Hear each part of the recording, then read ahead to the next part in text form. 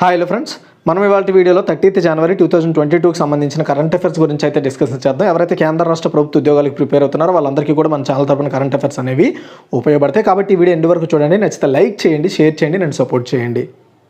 The largest learning platform and academy. వీళ్ళు APSC, TSPSC and SI ఉద్యోగాలు, constable ఉద్యోగాలు prepare అయ్యే కోసం కొన్ని బ్యాచ్ కోర్సెస్ ప్రొవైడ్ చేస్తున్నారు. అదేవిధంగా కొన్ని ఆఫర్స్ ప్రొవైడ్ చేస్తున్నారు. అందులో ఒకటి చూసుకుంటే లిమిటెడ్ పీరియడ్ ఆఫర్ కింద ఓన్లీ ఇది ఫిబ్రవరి 1-2 తారీఖులు మాత్రం అవైలబుల్ ఉండబోతుంది.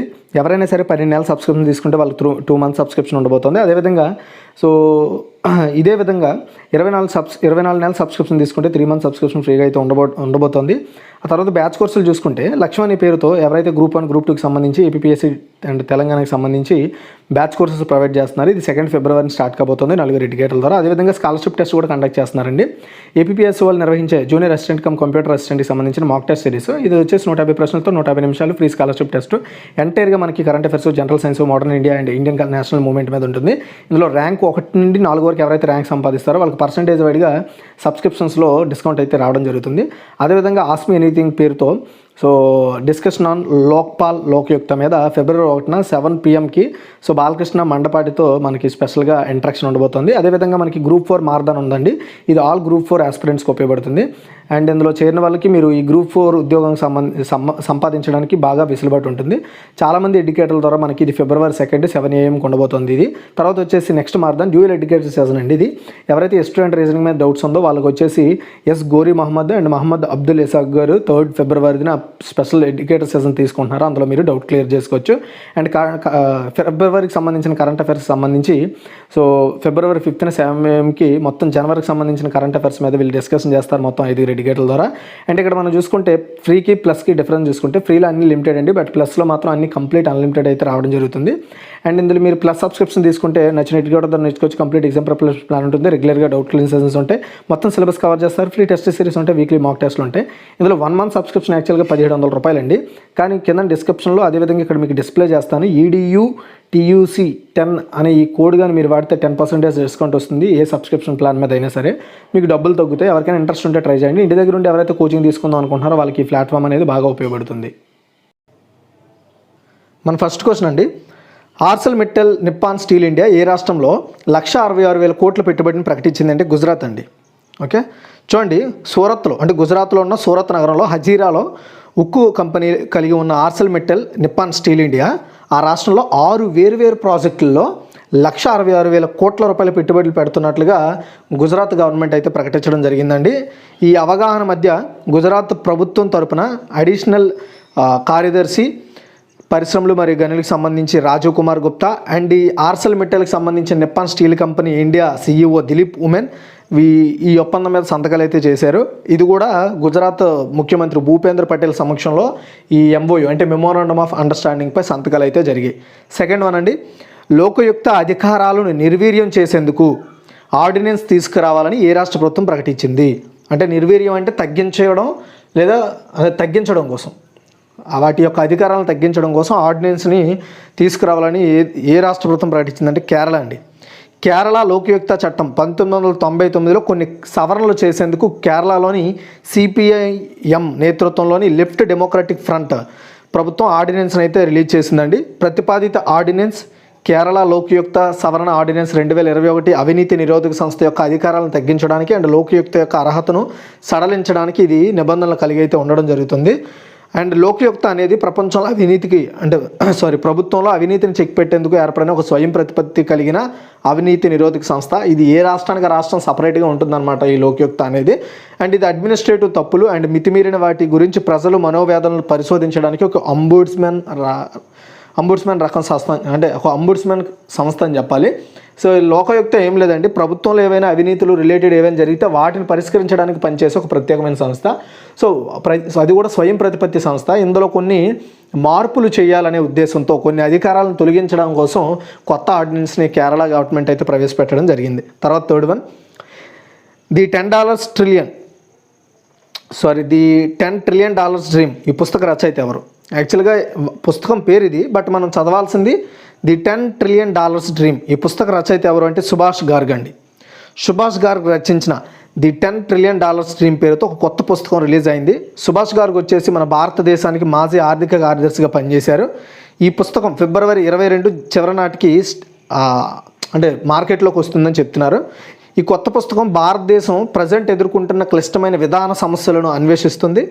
అండ్ 2030 మధ్య నాటికి $10 ట్రిలియన్ ఆర్థిక వ్యవస్థగా మారడానికి సంస్కరణలు కూడా ఈ పుస్తకంలో సూచించడం జరిగింది. దీనిని పెంగ్విన్ ర్యాండమ్ హౌస్ ఇండియా వాళ్ళు ప్రచురిస్తున్నారు.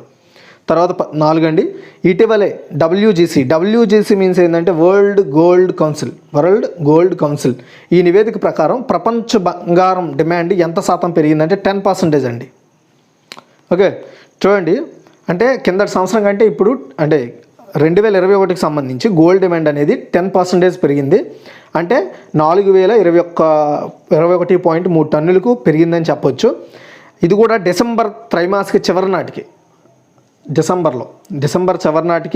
డిసెంబర్ త్రైమాసికంలో గరిష్ట స్థాయిలో పెరిగిన పర్సంటేజ్ అనమాట.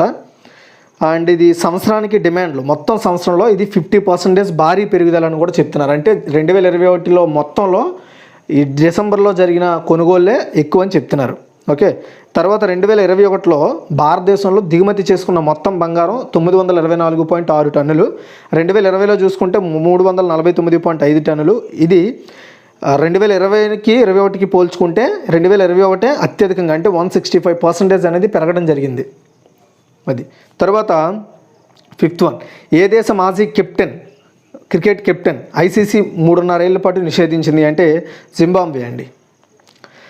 జింబాబ్వే మాజీ కెప్టెన్ ఒక భారతీయ వ్యాపారవేత్త యొక్క అవినీతి విధానాన్ని తక్షణమే నివేదించడంలో విఫలమయ్యాడని. అంటే సో జింబాబ్వే కెప్టెన్ వచ్చేసి మన ఇండియన్కి సంబంధించిన ఒక బిజినెస్ మ్యాన్తో టైఅప్ అయ్యి ఏంటంటే అవినీతికి పాల్పడ్డాడనే ఉద్దేశంతో ఆయన అంగీకరించిన అంటే తప్పు చేశానని ఒప్పుకున్నాడు ఆయన. సో కాబట్టి ఆయన్ని ఇంటర్నేషనల్ క్రికెట్ కౌన్సిల్ అనేది ఆయనపై 3.5 ఏళ్ల పాటు నిషేధం అయితే విధించింది. అంటే ఆ టైంలో అతను ఏ క్రికెట్లో ఆడడానికి ఉండదు. అండ్ అతనికి ఆ 3 సంవత్సరాలు అతనికి క్రికెట్ కెరీర్లో ఎలాంటి అనుమతులు అయితే ఉండవు. అండ్ అంటే అతను ఆ టైంలో కొకేన్ తీసుకున్నాడు అనమాట. ICC అవినీతి నిరోధక కోడ్ను ఉల్లంఘించినందుకు 4 అభియోగాలు మరియు డోపింగ్ నిరోధక కోడ్ను ఉల్లంఘించినందుకు ఒక ప్రత్యేక అభియోగాన్ని అంగీకరించిన బ్రెండన్ టేలర్పై అన్ని రకాల క్రికెట్ల నుండి 3.5 ఏళ్ల పాటు నిషేధం అయితే విధించడం జరిగిందండి. ఓకేనా, గుర్తుపెట్టుకోండి అతని పేరేందండి.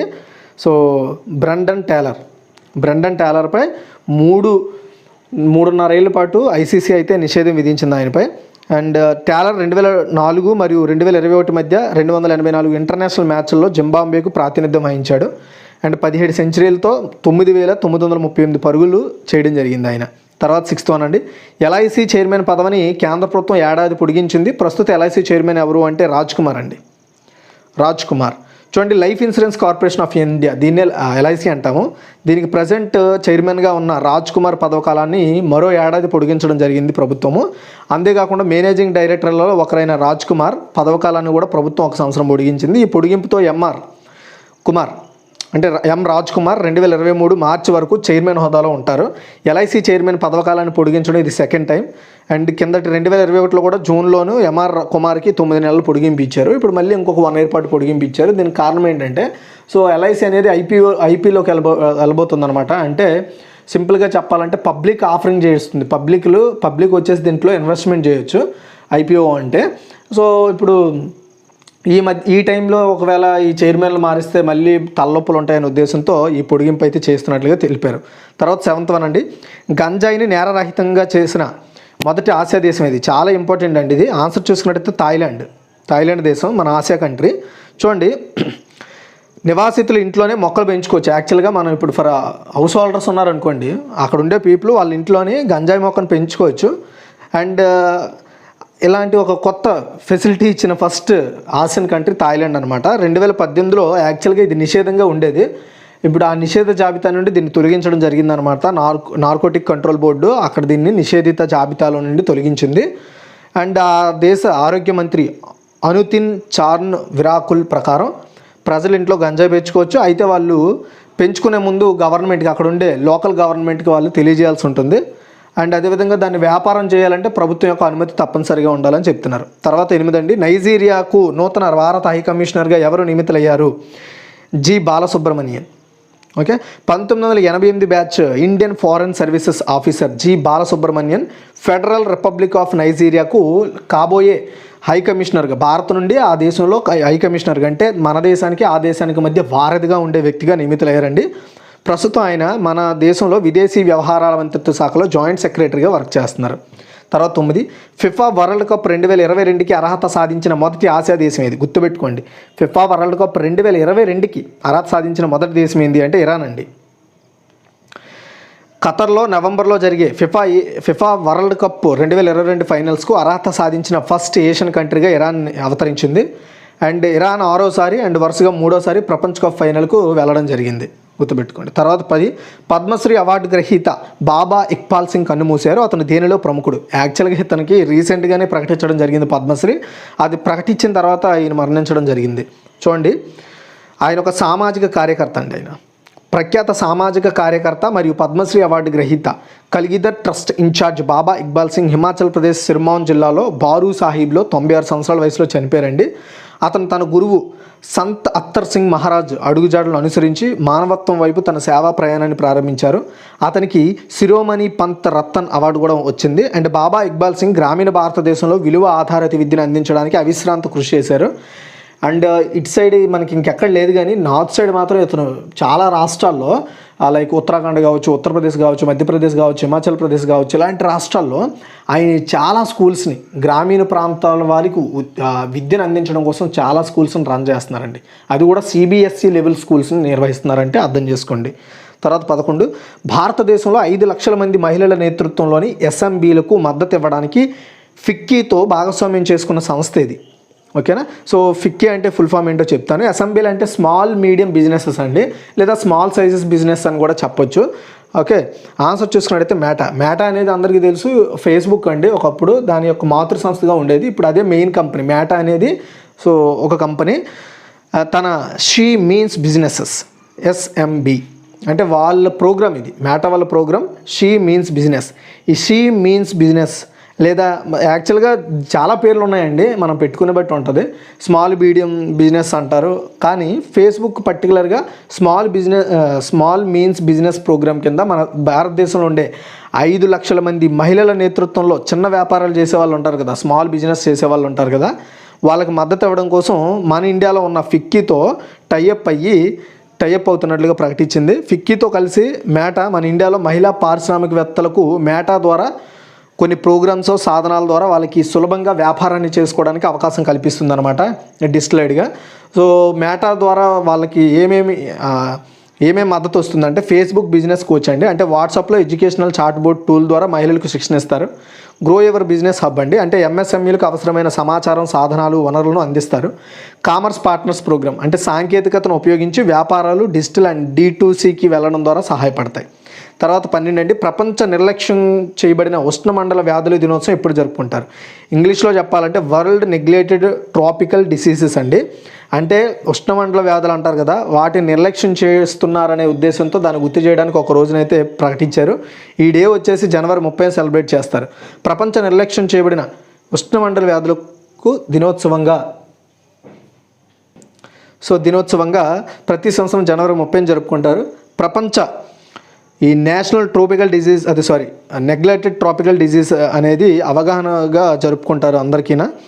అండ్ ఈ 2022 థీమ్ ఏంటి అంటే achieving health equity to end the neglected of poverty related disease అనే థీమ్తో సెలబ్రేట్ చేస్తున్నారు. అండ్ స్లోగన్ కూడా ఉంది ఈ సంవత్సరానికి, ఫ్రమ్ నెగ్లెక్ట్ టు కేర్ అనే స్లోగన్తో దీన్ని ప్రతి ఒక్కరు కూడా గుర్తుపెట్టుకోవాలి, అంటే ఇలాంటి వ్యాధుల మీద అవగాహన పెంచాలి అనే ఉద్దేశంతో ఈ డే సెలబ్రేట్ చేస్తున్నారు. నెక్స్ట్ 13, ప్రపంచ కుష్టు వ్యాధి దినోత్సవం 2022 ఎప్పుడు జరుపుకున్నారు? గుర్తుపెట్టుకోండి, క్వశ్చన్ బాగా గమనించండి. 2022లో ఎప్పుడు జరుపుకున్నారంటే జనవరి 30 అండి.